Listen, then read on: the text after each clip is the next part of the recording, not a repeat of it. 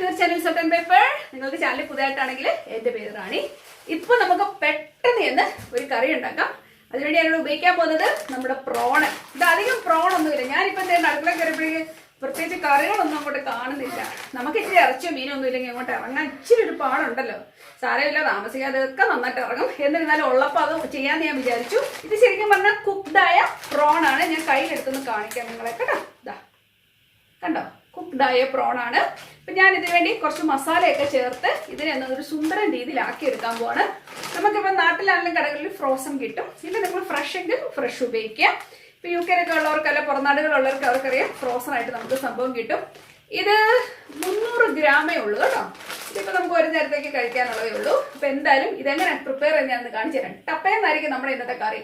അപ്പോൾ നിങ്ങൾ അപ്പോൾ നമ്മുടെ ചീനിച്ചട്ടി വെച്ചു, എണ്ണ ഒഴിച്ചു, കടുക് പൊട്ടിച്ചു. അതിലേക്ക് ഞാൻ സബോള ഇട്ടേക്കുന്നത്. എൻ്റെ കുഞ്ഞുള്ളിയൊന്നും ഇല്ല കേട്ടോ. നിങ്ങളുടെ കുഞ്ഞു ഉള്ളി അല്ലെങ്കിൽ ചെറിയ ഉള്ളി ഉണ്ടെങ്കിൽ അതിടുന്നതായിരിക്കും നല്ലത്. എനിക്ക് വേറെ മാർഗ്ഗമില്ലാത്തതുകൊണ്ട് ഞാൻ സബോള ഇട്ടു. അല്ലെ സബോളയും കുഞ്ഞു ഉള്ളിയും കൂടെ ഇട്ട് ഇതുപോലെ ചെറുതായിട്ടൊന്ന് അരിഞ്ഞിട്ട് ഇതിനെ ഒന്ന് വഴറ്റിയെടുക്കുക. ഇപ്പം ഏകദേശം ഒരു ഗോൾഡൻ കളറാകുന്നു. ഞാൻ പെട്ടെന്നായിരിക്കും വീഡിയോ ഇടുന്നത് കേട്ടോ, അതുകൊണ്ട് അത് എക്സ്പ്ലനേഷൻ ഇല്ല. കണ്ടല്ലോ, ഏകദേശം ഗോൾഡൻ കളറായി വരുന്നുണ്ട്. ഈ സമയത്താണ് ഞാൻ ശരിക്കും ജിഞ്ചർ ഗാർലിക് ചേർക്കാൻ പോകുന്നത് കേട്ടോ.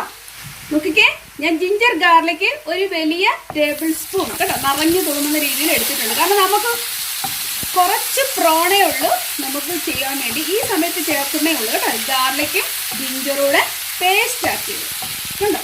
നിങ്ങൾക്ക് വേണമെങ്കിൽ കുഞ്ഞായിട്ട് അരിഞ്ഞ് ചേർക്കണമെങ്കിൽ ചേർക്കാം. പക്ഷെ എനിക്ക് ഇങ്ങനെ ചേർക്കുന്ന ഇഷ്ടം. ഇതായിരിക്കും കൂടുതൽ ടേസ്റ്റ്.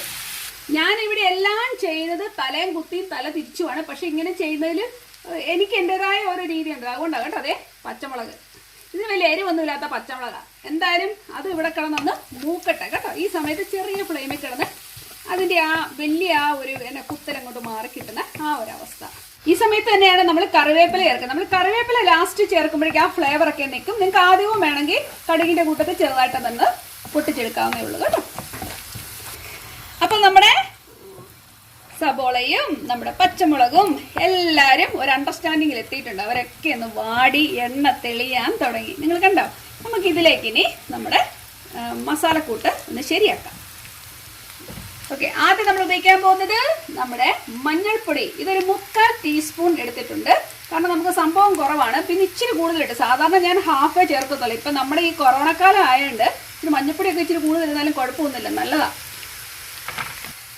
മുളക് പൊടി കണ്ടോ, ഇത് എരിവ് ഇല്ലാത്ത മുളക് പൊടി. എനിക്കറിയാലോ, പിരിയ മുളക് പൊടി 2 ടീസ്പൂൺ. ഇന്ന് പറയുന്ന മുഴുവൻ ടീസ്പൂൺ കണക്കാണ് കേട്ടോ. 2 ടീസ്പൂൺ ഇട്ടിട്ടുണ്ട്. മല്ലിപ്പൊടി ചേട്ടൻ 1 ടീസ്പൂൺ, 2 ടീസ്പൂൺ.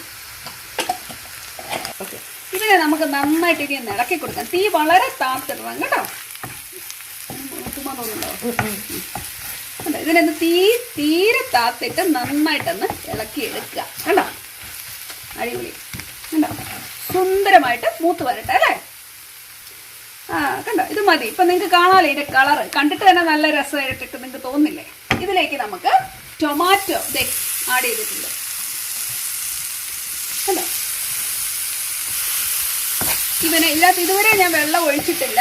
ഇതിനെ നന്നായിട്ട് ഈ ഉള്ള എണ്ണയിൽ തന്നെ നമുക്ക് ഇവനെ ഒന്ന് ഇളക്കി ശരിയാക്കി എടുക്കാം. ഇച്ചിരി നേരം ഒന്ന് ഇളക്കിയതിന് ശേഷം എന്നുവെച്ചാൽ എണ്ണയിലൊന്ന് ചെറുതായിട്ടൊന്ന് വഴന്നു വന്നതിന് ശേഷം നമുക്ക് ഇച്ചിരി വെള്ളം ഒഴിച്ചിട്ട് ഇതിനെ ഒന്ന് മൂടി വെക്കാം. അപ്പം ഇവൻ നന്നായിട്ട് വെന്ത് നല്ല ക്രീമി പരുവത്തിലെത്തും. ഇച്ചിരി വെള്ളം ഒഴിച്ചെടുക്കണേ. ഇതിനെ തീരെ കാപ്പ് വെച്ച് കൊടുത്തിട്ട് ഇതിനൊന്ന് വേകട്ടെ. കാരണം നമ്മുടെ പ്രോൺ ഇതിലേക്ക് ഇടുന്നതിന് മുമ്പായിട്ട് ഈ സംഭവം നന്നായിട്ട് കുക്കായി വെന്ത് പ്രിപ്പയർ ആയിട്ടിരിക്കണം. കാരണം ഓൾറെഡി നമ്മുടെ പ്രോൺ കുക്ക്ഡ് അല്ലേ. ഈ കുക്കല്ലാത്തവർക്ക് കുഴപ്പമില്ല. ഇത് കുക്ക്ഡ് ആയതുകൊണ്ടാണ് ഞാനിത് ഇങ്ങനെ ചെയ്യാൻ പോകുന്നത് കേട്ടോ. ഇതിൻ്റെ ആ ഒഴിച്ച വെള്ളമൊക്കെ പറ്റി ഇത് നന്നായിട്ട് കുറുകി വരുന്ന കണ്ടോ. നമ്മുടെ ടൊമാറ്റോ ഒക്കെ നന്നായിട്ട് അമങ്ങി അത് വെള്ളമൊന്നുമില്ല, ഇച്ചിരി എണ്ണയൊക്കെ തെളിഞ്ഞ് നിൽപ്പുണ്ട്. ഈ അവസരത്തിൽ ഞാൻ എന്താ ചെയ്യുന്നതെന്ന് അറിയണ്ടേ. ടേസ്റ്റിനെ ബാലൻസ് ചെയ്യാൻ ഇച്ചിരി പഞ്ചസാര ഇട്ട് കൊടുത്തു. നിങ്ങൾക്ക് വേണമെങ്കിൽ മാത്രം ശകലം ഗരം മസാല, ഇതാ നോക്കിക്കോ, ഒരു 1/2 ടീസ്പൂൺ ഗരം മസാല ഇട്ടിട്ടുണ്ട്. നന്നായിട്ട് ഇളക്കി കൊടുക്കുക. അടിപൊളി, സുന്ദരമായിട്ടുണ്ട്. ആഹാ, കണ്ടോ അതിൻ്റെ ആ ക്രീം കണ്ടോ, നല്ല പേസ്റ്റാണ്, നല്ല ക്രീമി ആയിട്ടാണ് ഇപ്പം നമ്മുടെ മസാല ആയിരിക്കുന്നത്. ഈ ഒരു അവസരത്തിൽ നമുക്ക് നമ്മുടെ പ്രോണിനെ ഇട്ടു സുന്ദരമായിട്ടുണ്ട്. ഇവനെ നമ്മളങ്ങോട്ട് ഇളക്കി കൊടുക്കാം.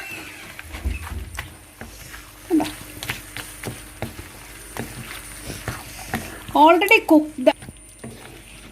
ഇനിയിപ്പോൾ ഇവൻ ചെറുതായിട്ടൊന്ന് തിളക്കട്ടെ. ഇതെല്ലാം ക്രീമി ആയിട്ടുള്ള കറിയാണ്. അത് കണ്ടോ, നിങ്ങൾക്ക് വേണ്ടി ഇതിനെ ഒന്നുകൂടെ വരട്ടിയെടുക്കാവുന്നതേ ഉള്ളൂ. ഞാൻ ഇച്ചിരി ക്രീമി ആയിട്ട് വെക്കുമ്പോൾ പിള്ളേർക്ക് അതാ ഇഷ്ടം, ഒത്തിരി വരണ്ടിരിക്കുന്നവരും. അതുകൊണ്ട് തന്നെ സംഭവം ഇപ്പം സുന്ദരമായിട്ട് വരുന്നുണ്ട്. ഇവനൊന്ന് തിളക്കട്ടെ കേട്ടോ. മാഗിയുടെ കോക്കനട്ട് മിൽക്ക് പൗഡറാണ്. അത് ഞാൻ ഇച്ചിരി വെള്ളം ഒഴിച്ച് ഇതിനകത്തൊന്ന് മിക്സ് ചെയ്തു. അവർക്ക് എരിവ് അത്ര ഇഷ്ടമില്ല, ചെറിയ എരിവേ ഉള്ളെന്ന് പറഞ്ഞാൽ അവർക്ക് മാനേജ് ചെയ്യാൻ ഇച്ചിരി പാടാണ്. അപ്പോൾ ഒരാൾ അവിടെ നിന്ന് പുറകിൽ നിന്ന് പറയുന്നുണ്ട് ചപ്പാത്തി വേണമെന്ന്. അപ്പോൾ ഞാൻ അവിടെ തന്നപ്പോൾ ഇച്ചിരി നീട്ടുവാണെങ്കിൽ അതാ നല്ലതെന്ന്. അതുകൊണ്ടാണ് ഞാൻ പാല് ചേർക്കുന്നത്. നമുക്ക് കഴിക്കുവാൻ ഏറ്റവും നല്ലത് തേങ്ങാപ്പാൽ ചേർക്കുന്നതിന് മുന്നുള്ള അവസ്ഥയായിരിക്കും. കാരണം നമുക്ക് ഇച്ചിരി എരിവൊക്കെ ഇഷ്ടമുണ്ടല്ലോ, ചെറുതായിട്ടൊരു എരിവൊക്കെ നല്ലതല്ലേ. ഇപ്പോൾ പിള്ളേരെ ഓർത്താണ് ഞാനിപ്പോൾ തേങ്ങാപ്പാൽ ഇതിലേക്ക് ആഡ് ചെയ്ത് കൊടുത്തേക്കുന്നത് കേട്ടോ. ഉണ്ടോ, ഇത് ചെറുതായിട്ടൊന്ന് തിളച്ച് കഴിയുമ്പോഴേക്കും ഇത് ചെറുതായിട്ട് നുരയിടാൻ തുടങ്ങിയിട്ടുണ്ട്. ശക്കല ഒരു 1 അല്ല 2 മിനിറ്റുള്ളിൽ ഞാനിതിനെ ഓഫ് ചെയ്യും. അപ്പോൾ നമ്മുടെ കറി റെഡി.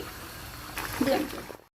അപ്പോൾ നമ്മുടെ പ്രോൺ റെഡി ആയിട്ടുണ്ട്. ഞാൻ പാത്രത്തിലേക്ക് ഇതിനെ മാറ്റുകയാണ്. ഇത് നല്ല ടേസ്റ്റിയാണ്. നിങ്ങൾ എല്ലാവരും ട്രൈ ചെയ്ത് നോക്കുക. ഇപ്പം നമ്മുടെ നാട്ടിൽ നിന്ന് വാങ്ങുന്ന ഫ്രഷ് ഒക്കെ ആണെങ്കിൽ നിങ്ങളൊന്ന് വറുത്തിട്ട് വെക്കുവാണെങ്കിൽ, ഇതാണെങ്കിൽ പോലും നമ്മൾ ആദ്യം വെളിച്ചെണ്ണയിലൊക്കെ ഒന്ന് വറുത്തിട്ട് ഇത് ഉണ്ടാക്കുവാണെങ്കിൽ ഭയങ്കര ടേസ്റ്റ് ആയിരിക്കും. ഒരിക്കലെങ്കിലും ട്രൈ ചെയ്യുക. ഭയങ്കര എളുപ്പമാണ് കുക്കിങ്.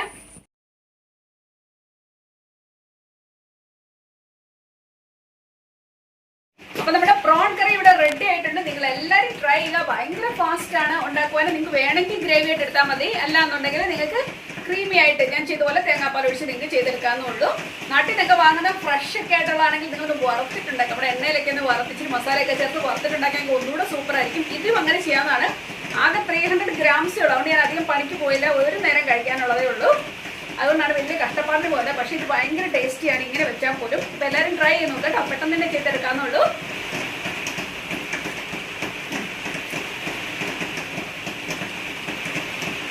സൂപ്പറായിട്ട് തന്നെയുണ്ട്. ഇപ്പം ജസ്റ്റ് ഉണ്ടാക്കിയിട്ട് നമ്മൾ ടേസ്റ്റ് ചെയ്യുമ്പോൾ തന്നെ ഇതിന് നല്ല ടേസ്റ്റാണ്. അതുപോലെ നമുക്ക് ചപ്പാത്തിക്കോ അപ്പത്തിനോ കഴിക്കാൻ നല്ലതാണ്, ചോറിന് നല്ലതാണ്, പൊറോട്ടയ്ക്കൊക്കെ കഴിക്കാൻ നല്ലതാണ്. അപ്പോൾ എല്ലാവരും ഒന്ന് ട്രൈ ചെയ്ത് നോക്കുക. ഈ വീഡിയോ ഇഷ്ടപ്പെടുന്ന കരുതുന്നു. നല്ല വീഡിയോ ആയിട്ട് ഉടനെ നമുക്ക് കാണാം. അതുവരേക്കും താങ്ക് യു, ബൈ.